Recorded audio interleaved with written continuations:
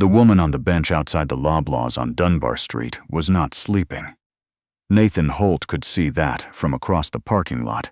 She was sitting too still for sleep, the particular stillness of someone who has nowhere to go and has made a kind of peace with that fact, at least for the moment.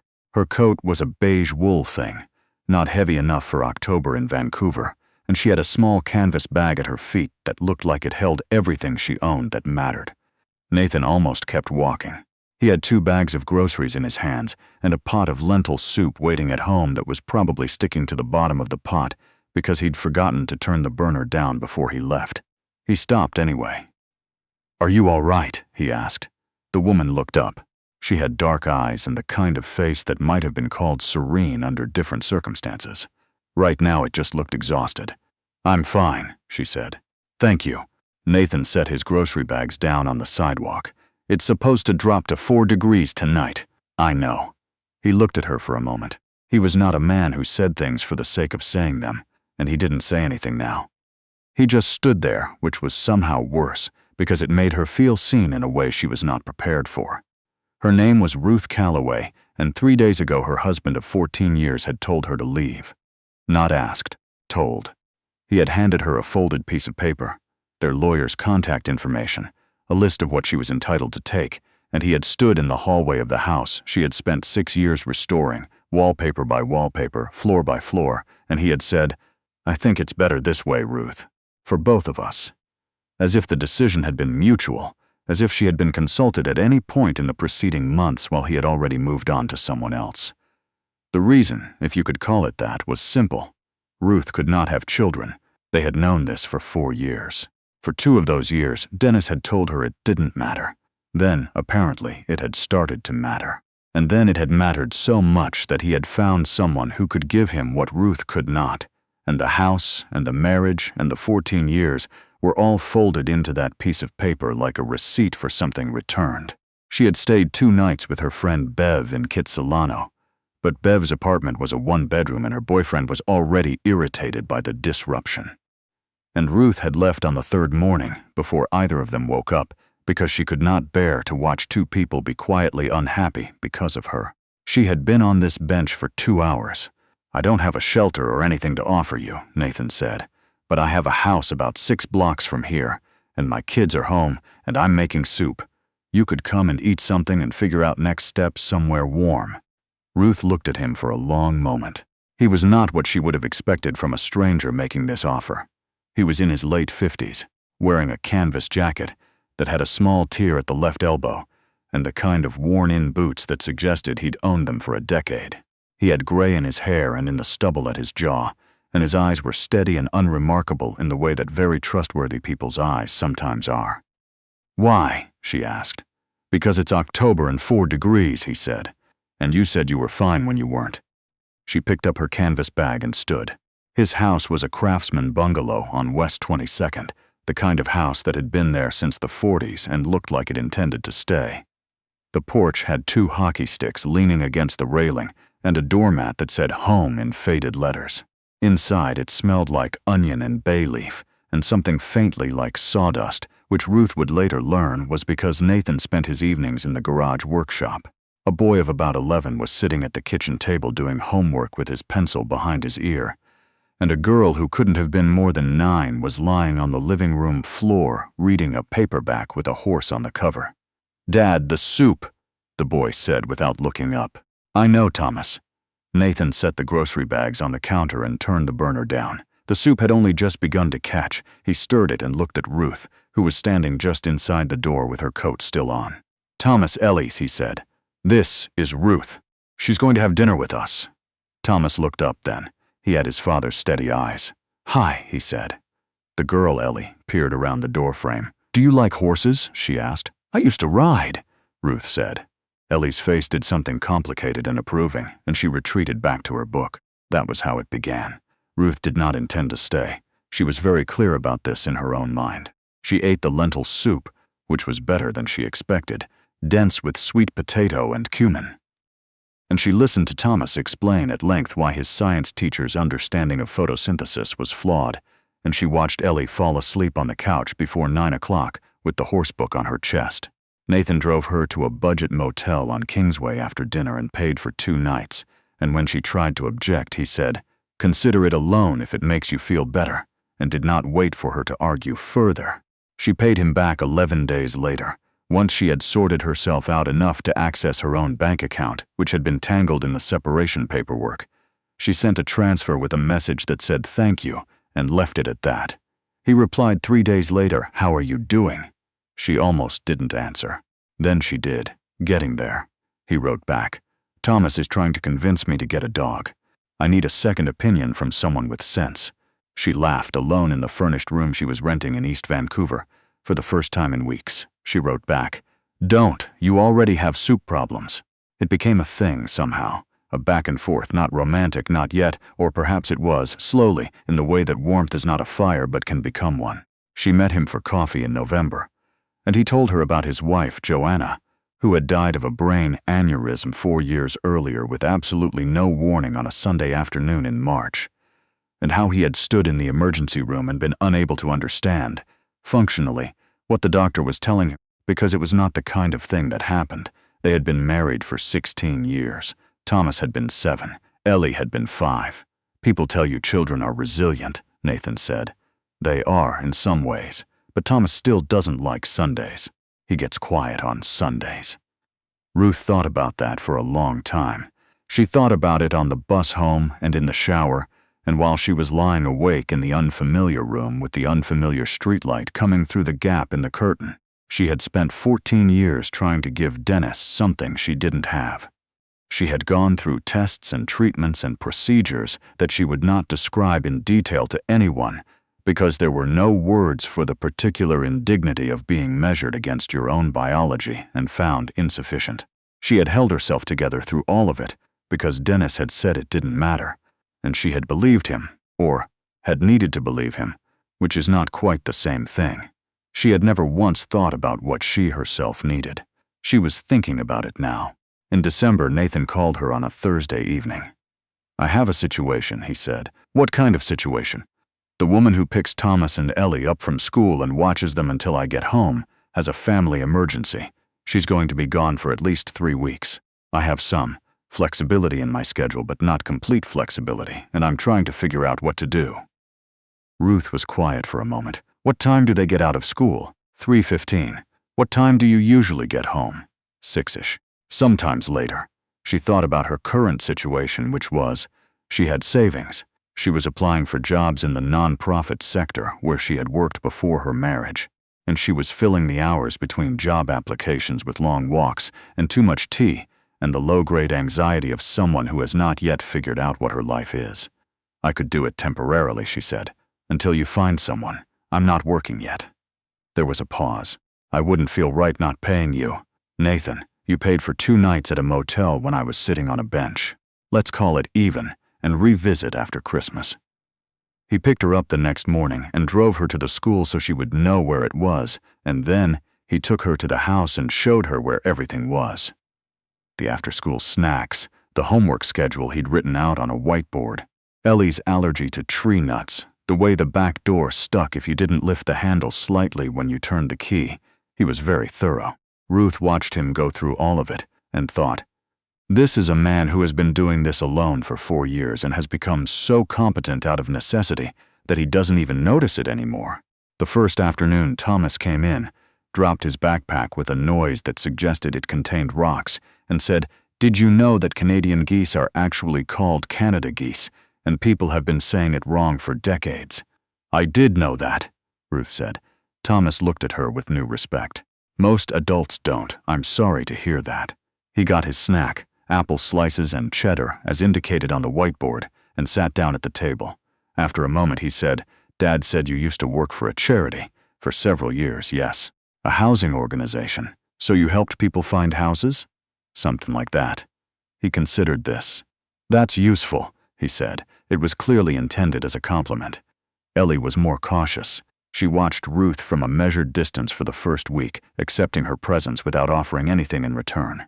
She would answer direct questions and follow reasonable requests and say thank you with automatic politeness. But she kept herself slightly back, the way a cat does when it is assessing whether a new person is worth the risk. On the 8th day, she came into the kitchen where Ruth was making hot chocolate and stood beside her very quietly and said, "My teacher says I'm a good reader." "I think so too," Ruth said. "The book about the horse, was that the Black Stallion?" "Misty of Chincoteague," Ellie said. "It's better. Tell me why." And Ellie did for 20 minutes, with the intensity of someone who has been waiting a long time for someone to ask that exact question. Ruth thought about this later, when Nathan came home and she was putting her coat on to leave. She thought about how a child who has lost her mother at 5 years old learns to conserve herself, to hold her enthusiasm in reserve until she is sure it is safe. She thought about how 20 minutes about Misty of Chincoteague was, in Ellie's particular language, something closer to trust. Christmas came. Nathan insisted on paying her, and she accepted. And on the 23rd of December, she arrived to find the kitchen counter covered in flour, and both children in aprons attempting shortbread. Nathan was washing mixing bowls with the focused expression of a man who was managing chaos calmly, she was beginning to understand his default mode. "You're early," he said. "You have flour on your face," she said. Thomas pointed at a spot on his own cheek to show her where. Ruth laughed, and Nathan reached up and wiped the wrong cheek entirely, and Thomas sighed as though this was representative of a broader pattern. She stayed for dinner. She stayed to help clean up the flour, which had somehow also reached the ceiling. She stayed for the movie the kids wanted to watch, which was an old one, the 1947 Miracle on 34th Street, which Nathan apparently had opinions about, and she stayed through Ellie, falling asleep against her arm on the couch. When she finally left at 11, Nathan walked her to her car, and they stood in the cold on the street, their breath visible in the air between them, and he said, "Ruth, I want you to know that this arrangement has been good for us. All three of us." "I know," she said. "I don't want it to be an arrangement." She looked at him in the light from the porch. "I'm not very good at this," he said. "I haven't, since Joanna. It's been 4 years and I haven't wanted to try. I'm telling you that not as an excuse, but because I think you should know that what I'm saying is not something I say lightly." The street was very quiet. Somewhere on the block a dog was barking once, then stopping, then starting again. "I'm not either," Ruth said. "Good at this, I know." He paused. "I think we could be bad at it together, and it would still be better than the alternative." She got in her car and drove home and sat in the parking lot of her building for a while because she was not ready to go inside yet. She was 43 years old. She had been told, in one way or another by more than one person in her life, that her value was contingent on something she could not provide. She had believed this for a very long time. It had shaped the way she held herself, the way she minimized, the way she said "I'm fine" to a stranger on a bench, because she had been so thoroughly trained to take up as little space as possible. She sat in the parking lot, and she thought about Ellie talking about Misty of Chincoteague. She thought about Thomas and the Canada geese. She thought about a man in a canvas jacket with a tear at the elbow, who had set his grocery bags down on the sidewalk for no reason, except that something in him refused to keep walking. She went inside and called her friend Bev and talked for an hour. In January, there was a complication. Nathan came home on a Wednesday, looking like someone who had received information he hadn't wanted. He waited until both kids were settled, and then he told Ruth, in the kitchen, that the company he'd founded 20 years ago, a structural engineering firm that had grown quietly and steadily into something that operated across 4 provinces, which he had never mentioned because it wasn't the kind of thing he mentioned, had been acquired by a larger firm in the fall, and as part of that acquisition, he was being asked to relocate to Calgary for at least a year to manage the transition. Ruth processed this for a moment. "How long have you known?" "Since November." She looked at him. "You didn't mention it." "No, why?" He was quiet for a second. "Because I didn't want it to change anything, and I was trying to figure out what to do." She thought about asking several things. She asked only one of them. "What are you going to do?" "I'm trying to work out whether I can negotiate a different arrangement. Remote presence for some of it, quarterly visits instead of relocation. It's a conversation I haven't finished having." He looked at her steadily. "But I wanted to tell you, because you should know." She thought about what it meant that he had kept this to himself for 2 months, not out of dishonesty, but out of a very particular male tendency to protect the people around him from difficulty by absorbing it entirely alone. She recognized the pattern. She had been on the receiving end of its opposite. A man who revealed everything only when it was already decided, who consulted no one and presented conclusions as if they had been collaborative.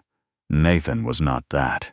He was telling her now, while it was still unresolved, because he had decided she was someone worth including. "Tell me what you need," she said. In February, he told the acquiring firm that relocation was not something he was in a position to do. He negotiated instead for a 3-month intensive in Calgary with a structured transition schedule, 3 weeks out of every 5, with guaranteed remote authority for everything else. It was not what they had asked for. They accepted it anyway because Nathan Holt was, as it turned out, not someone you let walk away over a logistics disagreement. Ruth did not know the details of how this was resolved. She knew that on a Thursday in February, Nathan arrived to pick Thomas and Ellie up from a school event they'd all attended together, and he said quietly, in the parking lot of the community center, while Thomas was arguing with a friend about something hockey-related, and Ellie was studying a moth on the fence post with great scientific interest. "I'm not going anywhere." She looked at him. "What about Calgary?" 3 weeks out of 5 for 3 months. "I can manage that." He paused. "We can manage that." She noted the we but did not comment on it. What happened in the following months was not dramatic in the way that stories sometimes require. There was no single moment of declaration, no grand gesture. There was, instead, a series of small things accumulating like snowfall. Ruth learning which shelf Nathan kept his tea on. Nathan learning that Ruth needed an hour alone in the mornings before she could be fully human. Thomas discovering that Ruth could explain the nitrogen cycle better than his teacher. Ellie showing Ruth all 12 books in the Marguerite Henry Horse series in ranked order with written justifications for each ranking. There was a Saturday afternoon in March when all 4 of them were trying to replace the broken gate latch at the side of the house, and nothing was going right, and everyone had an opinion, and the wrong screwdriver kept being handed to whoever needed the right one. And at some point, Ruth and Ellie were sitting on the back step, watching Nathan and Thomas argue companionably about load-bearing principles, and Ellie leaned against Ruth's arm without comment, the way she sometimes leaned against the couch cushions, just finding a comfortable position. Nothing significant, except that it was significant, and Ruth knew it and did not move and did not say anything, and looked out at the yard where the cherry tree Nathan's wife had planted was beginning to bud. She thought about loss then. How it doesn't disappear. How it becomes part of the structure. The way a repaired crack is still visible in plaster even when it's been properly filled. Joanna was in this house, in the cherry tree, in the way Thomas went quiet on Sundays, in the specific way Nathan sometimes paused before answering a question, as if checking something internally before he spoke. Ruth did not resent this. She had her own fracture lines, her own places where the plaster had been patched and showed it. 2 people with repaired cracks can still make a solid structure. Nathan would have said something like that, she thought, being an engineer.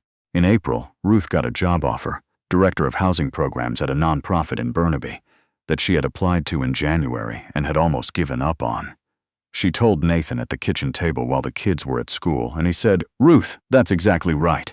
Not congratulations, not a performance of enthusiasm. Just recognition, the way he always recognized things, quietly, with precision." She started in May.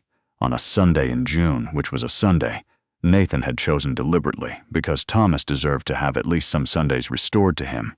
They all 4 of them drove out to Iona Beach and walked along the jetty in the wind, and Thomas explained at great length why the Concorde had been discontinued, and Ellie collected 7 specific rocks with scientific exactness about why each one qualified, and Nathan walked beside Ruth and their hands were close.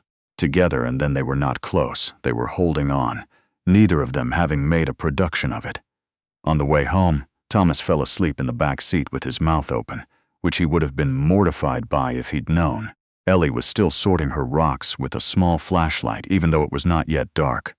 Nathan drove in the particular silence he used when things were going well, and he didn't want to disturb them. Ruth looked out at the city coming back into view, the Lion's Gate lit against the early summer evening. She had been sitting on a bench in October with a canvas bag and a coat that was not warm enough, and a life that had been handed back to her in a folded piece of paper. And she had told a stranger she was fine. She was not fine then. She was, she thought, looking at the bridge and the mountains and the last of the light, something considerably better than fine now. Not because someone had found her, not because she had been rescued from the bench and installed into a life that suited her, but because she had stood up from that bench and walked 6 blocks and sat down at a kitchen table and eaten soup, and told the truth incrementally over months until she had become again some she recognized. Someone who took up her actual space in a room, who had opinions about what the nitrogen cycle was and what Misty of Chincoteague meant and what a housing organization could do differently in this city, and who was worth including in a conversation about something unresolved. She had done that. She had been helped, yes, but she had also done that. "Ruth," Ellie said from the back seat. "Yes? My third best rock has a quartz inclusion. I thought you'd want to know." "I did want to know," Ruth said. Ellie went back to her rock satisfied. Thomas snored once, briefly, and denied it even in his sleep. Nathan drove. The city held them all, lit and steady, under a Canadian summer sky still too bright at 8 o'clock in the evening. And the road went on, and they went with it.